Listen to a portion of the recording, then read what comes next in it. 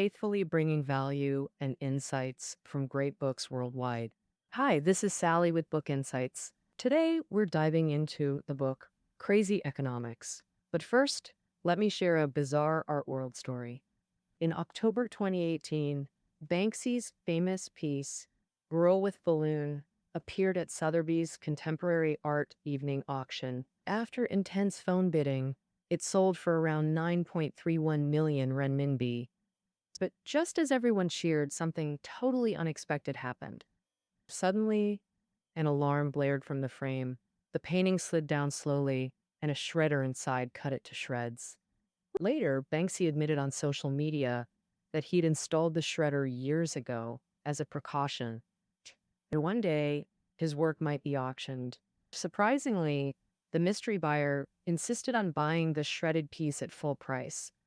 Why would graffiti fetch such a high price at auction? Why did Banksy destroy his work right after it sold? Why would a collector willingly buy shredded artwork? Today, I'm introducing Crazy Economics, which answers all these questions. The author is Don Thompson, a British economist and contemporary art collector. To figure out how the contemporary art market works and expose the hype behind sky-high prices, he spent a year mingling with dealers, auction execs, artists, and collectors, uncovering insider secrets. Now, I'll break down the book's key points with 3 questions. First, what contemporary artworks are highly sought after? Second, what factors affect the price of contemporary art? Third, what's the economics behind those astronomical art prices? Okay, let's tackle the first question. What makes contemporary art desirable? We'll begin with the history of contemporary art. In 1917, Marcel Duchamp signed R. Mutt on a urinal and submitted it to the New York Society of Independent Artists. It was titled Fountain and became a landmark in 20th century art. So the concept of ready-made art actually started with Duchamp. Ready-made means artists take everyday objects directly or with minimal changes to create their artworks. So we can't help but wonder, why isn't a urinal at home considered art? But when an artist brings it to a museum, it becomes art. To answer this, we first need to know that a major shift in Western art history began around Duchamp's era, moving art beyond pure aesthetics. Just like Duchamp turned a ready-made urinal into art, any everyday object can become art. Contemporary art is less concrete and more abstract, evolving into philosophy or concepts.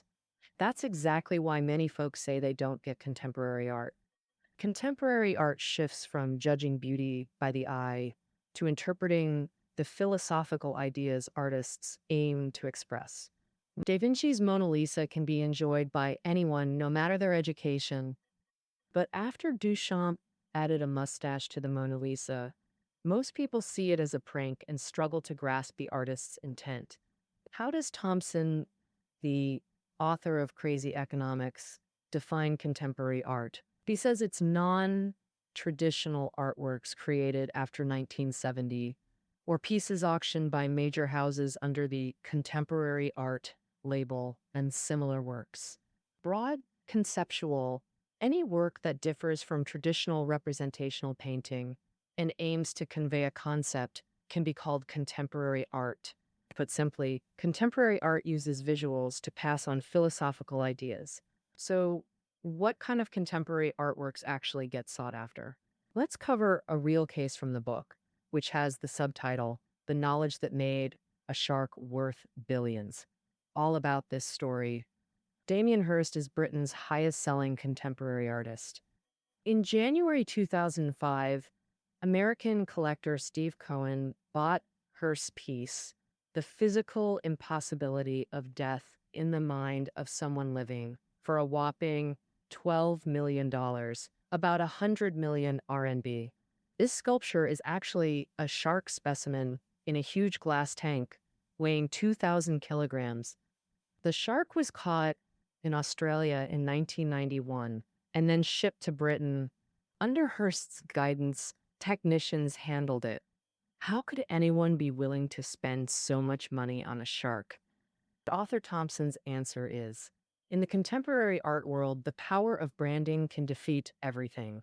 This work involves a long list of well-known brands. First, the seller Charles Saatchi is a celebrity in advertising and a world-renowned art collector. 14 years ago, Saatchi commissioned Hearst to create this piece for £50,000. Second, the broker selling the shark is Larry Gagosian from New York, also the world's most famous art dealer. Third, the sellers actively pursuing the shark are financially powerful. They include collectors like Sir Nicholas Sirota, director of the Tate Modern in London, and Steve Cohen, a super rich hedge fund manager from Connecticut. Thus, this shark artwork became an art brand jointly created by Hearst, Saatchi, Gagosian, Tate Gallery, Sirota, and Cohen. With such massive brand endorsement and media hype, this shark piece inevitably sold for an astronomical price. So, why is branding especially important in contemporary art? The answer is branding can bring buyers a sense of security.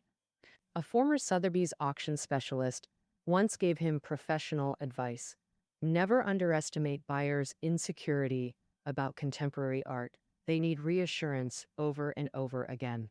This insecurity doesn't mean buyers have limited financial means. For these wealthy individuals, time is their most precious asset. They're unwilling to spend time pondering these artworks but still want security. So the power of branding steps in. Branding can add personality, distinction, and value to products or services, and represents low risk and trust. This is easy to understand. For example, a Mercedes-Benz car brings dignity to the driver, a Prada handbag provides elegant fashion trends to its owner, and branded art works the same way. If you say buying this sculpture cost me $5.6 million, your friends would probably be stunned. But if you say you bought it at Sotheby's or it's a Damien Hirst piece, no one would dare look down on you.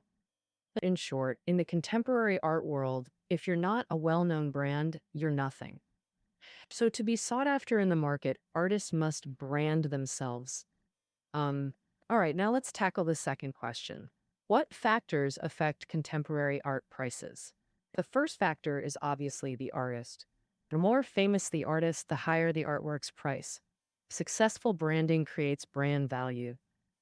If the same piece came from a famous artist versus an unknown one, no doubt the former's market value would be way higher. Let's return to British artist Damien Hirst and his shark example.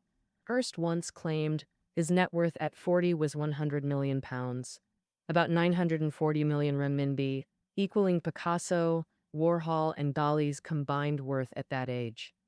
These three are among art history's top earners. So how did he get so valuable? First, the work needs high creativity and shocking impact. Second, successful marketing tactics. Let's keep exploring through Hirst's story. Born in Bristol in 1965, raised in Leeds, his dad was a car worker and salesman, mom an amateur artist. He studied at Leeds Art School, then worked construction in London. 2 years later, he applied to Central St. Martin's and a Welsh university, but got rejected. Later, Goldsmiths, University of London, accepted him. Most UK art schools catered to students who couldn't get into proper universities. The 1980s, Goldsmiths was different. It attracted brilliant students and teachers with innovative teaching. While at Goldsmiths, Hirst worked in a morgue. He said this deeply influenced his later themes. And Hirst graduated from Goldsmiths in 1989. In 1991, funded by collector Charles Saatchi, he created that eye-catching shark piece titled "The Physical Impossibility of Death in the Mind of Someone Living." In an interview, Hirst explained, "I like using an object to express a feeling. Sharks are terrifying, bigger than you, living where humans don't belong. It's a survivor." Clever listeners might have guessed Hirst's marketing strategy by now. Yes, that's giving them a great name. In Hirst's works, most meanings rely on titles to convey. If it were just called shark, people might say, okay, Yep, that's a shark, and then walk away. But naming it the physical impossibility of death in the mind of someone living prompts viewers to assign meaning and sparks heated discussion. Once artists successfully build their brand, any work sells easily. Let's share another unbelievable example. A British writer spent £200 acquiring a Stalin portrait by an unknown painter. In February 2007, when he asked Christie's to auction it, they refused, saying they don't auction Hitler or Stalin portraits unless painted by Hearst or Warhol. So the writer got Hearst to paint a red nose on Stalin's face and sign below it. Sure enough, Christie's accepted it. That day, 17 bidders competed, with the hammer price hitting £140,000. That's the impact an artist's brand has on art prices. A famous artist can just provide the concept. Selling under their brand matters more than personal creation. A Hearst signed piece becomes priceless, but his technician's signature makes it worthless. The second factor affecting contemporary art prices is galleries. The more famous the gallery, the higher their art prices. First, let's discuss galleries' position in the art market. In mature Western art markets, galleries are the primary market, discovering, nurturing, and promoting artists. Gallery owners, called dealers, are artists, agents, or brokers. Collectors should buy directly from dealers in the primary market, first sales. Secondary markets involve transactions between collectors, dealers, and museums. Dealer prices are usually cheaper than auction bids. That covers galleries' role in the art market. Now let's discuss gallery functions. Galleries manage artists' careers long term, finding collectors, showcasing at art fairs, arranging exhibitions, and collaborating with overseas dealers or museums, faithfully bringing value and insights from great books worldwide. Hi, this is Sally with Book Insights. Today, we're exploring the book Crazy Economics. But first, let's share a bizarre story from the art world. In October 2018, Banksy's famous piece, Girl with Balloon, appeared at Sotheby's Contemporary Art Evening auction. After intense phone bidding, it sold for approximately 9.31 million renminbi. But just as everyone applauded and celebrated, something completely unexpected happened. Suddenly, an alarm sounded from the frame, the painting inside slid down slowly, and a built-in shredder cut it into pieces.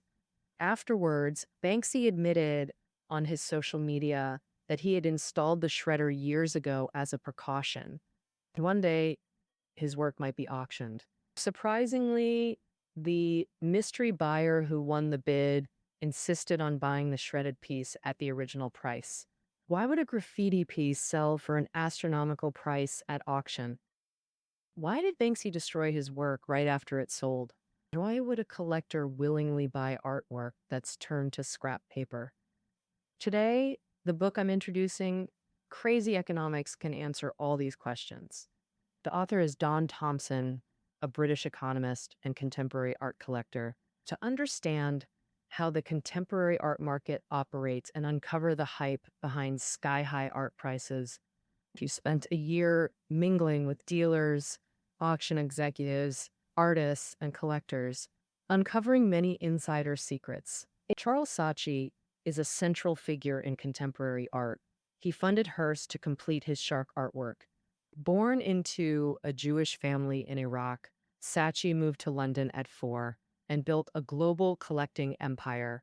His acquisitions always create buzz and boost artists' reputations. People call Saatchi the greatest art buyer of our time, a dealer disguised as a buyer, the only collector who can launch art movements. Media, auction houses, and collectors use phrases like Saatchi collection. Whether described as owned by Saatchi or Saatchi really wants it, both add enormous premium to artworks.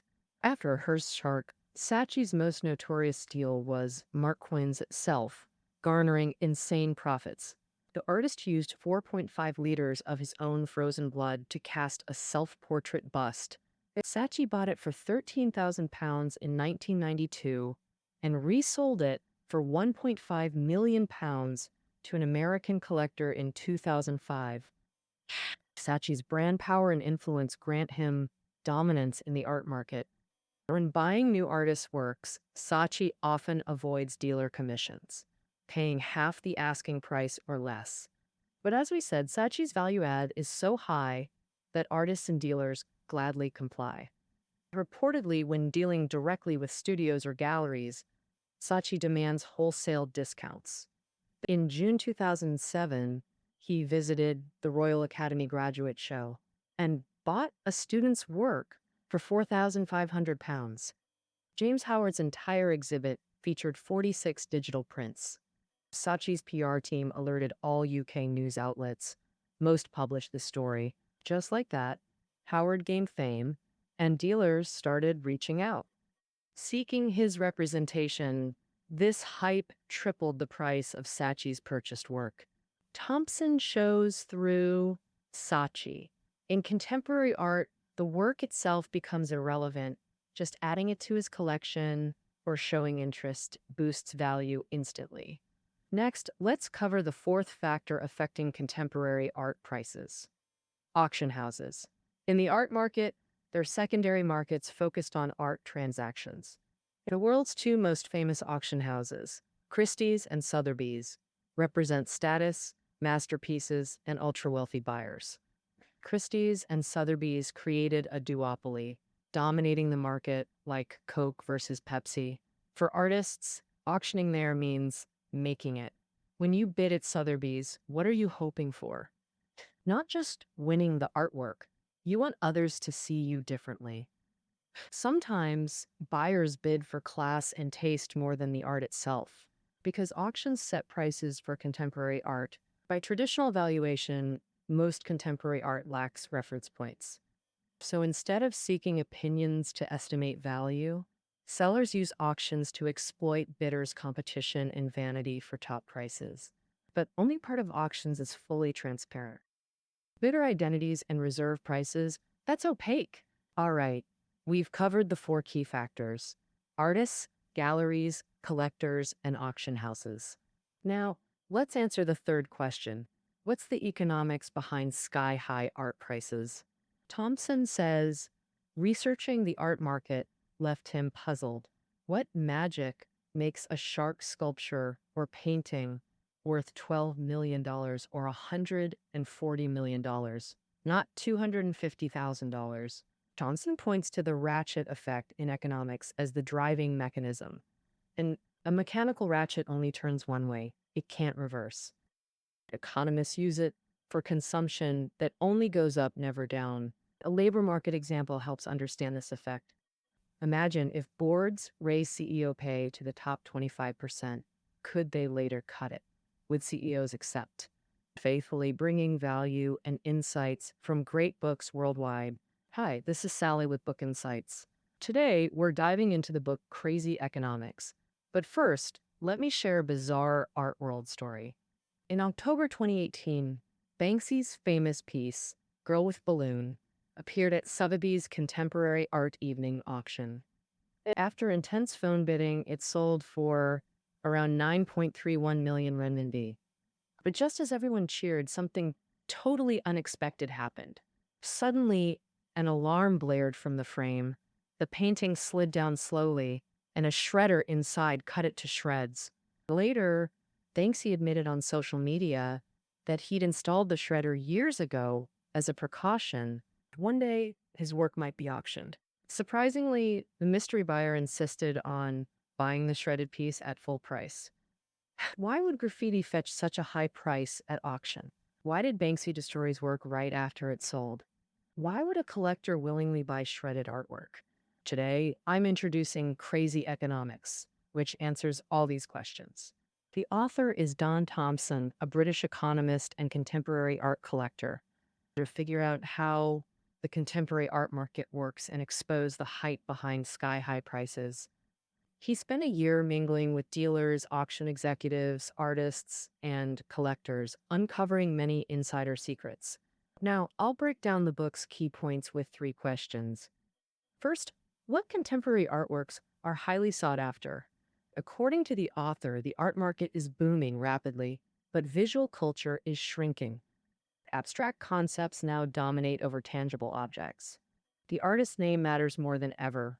More collectors buy with misguided investment motives, treating art like lottery tickets for quick wealth. They'll buy paintings, sharks, even artists' excrement. The vice chairman of Christie's contemporary art department nailed the truth. We're doing business here, not discussing art history. All right, that concludes our insights on crazy economics. Keynotes are below the audio. See you tomorrow.